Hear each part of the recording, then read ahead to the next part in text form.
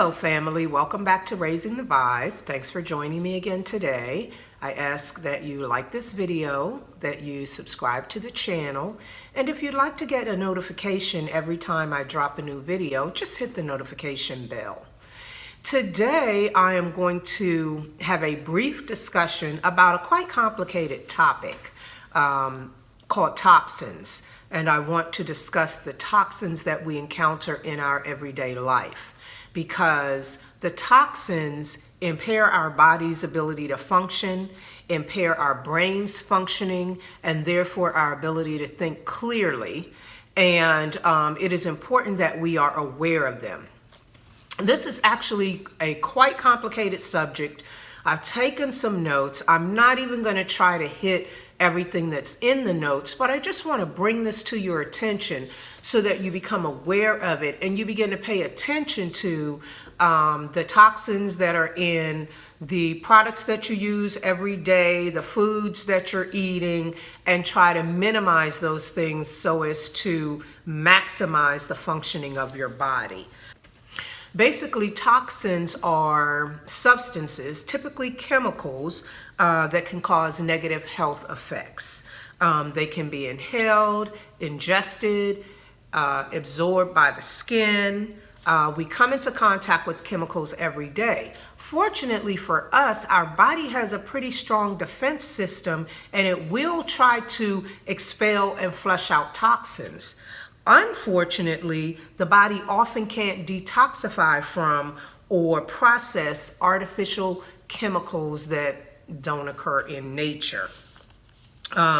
Toxins are problematic because they can cause neurodevelopmental disorders, including autism and the attention deficit disorders. They can cause infertility. They damage enzymes in the body and undermine our bodily functions. For example, they can displace minerals and cause weaker bones. They lower our body's ability to fight off free radicals or to prevent damage from free radicals. They modify gene expression, turning on certain genes and turning off certain genes so as to bring about traits that may or may not be desirable. They damage cell membranes, which prevent the cells from sending signals to and from each other. They interfere with our hormones. They can disrupt the production of hormones. They mimic hormones. They prevent certain hormones from being expressed. And they have an effect on our brain. Poor memory, inability to concentrate, confusion, mood swings. Again, as I mentioned, toxins are found in everyday products that we encounter every day. They're in flame retardant chemicals in our clothing, our furniture. They're in daily household cleaners. They're in cosmetics, including shampoos, conditioners, hairspray, lotions, perfumes, soaps, vinyl flooring and wall covering, food packaging, air fresheners, lipsticks, and other cosmetic and beauty products, of course, in plastics. They can be in cookware. They can be in water in terms of lead, chlorine, arsenic, and other toxins. They're in artificial food dyes, particularly those with numbers like red dye number 40 and that sort of thing. They're in the preservatives that you find in processed foods. They're in the nitrates and nitrites that you find in processed meats such as hot dogs and deli meats. Artificial sweeteners such as aspartame, sucralose, and saccharin. They're in herbicides and pesticides such as Roundup, and those herbicides and pesticides are often found in GMO, genetically modified organism foods. You need to read the labels. There are just a couple of toxins that I really want to point out that are present in a lot of the items we utilize every day. But if you read the labels, you can learn to avoid them.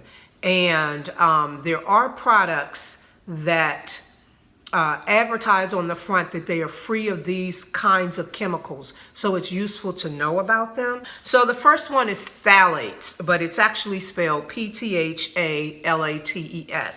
And these can damage the liver, the kidney, the lungs, the reproductive system. In males and females, it has been linked to asthma, ADHD, breast cancer, obesity, and type 2 diabetes.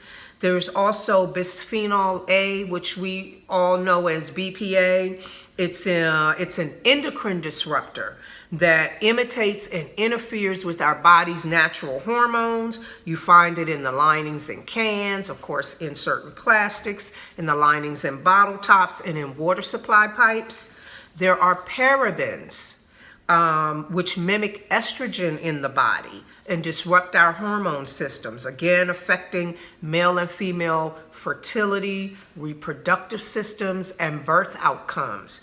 There is triclosan, which is a synthetic pesticide with antibacterial properties. So you're going to find that in your antibacterial soaps and things of that nature. These interfere with the thyroid hormone metabolism, and they're linked to allergies, asthma, and eczema in kids.